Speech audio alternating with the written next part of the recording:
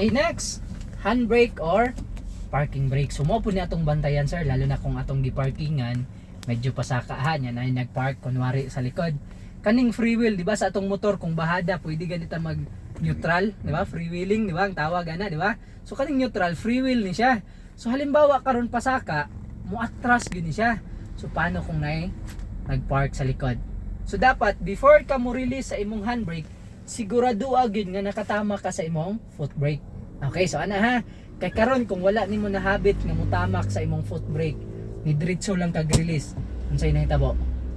Ni atras siya, di ba? So banggaan na nimong nagpark sa likod mo nang before ta mo release atong handbrake, sigurado ang nga nakatama ka sa imong foot brake. Ayaw gid kumpiyansa. So ang pag-release, press then down. Kailangan mawala po ning indicator diri sa dashboard.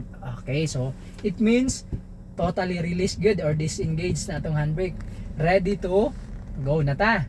Karon og muhunong na pud ka sir, mobaba na ka sa imong sakyanan, siguraduha pud nga gibutang nimo sa neutral. Then engage. Bira lang, walay press.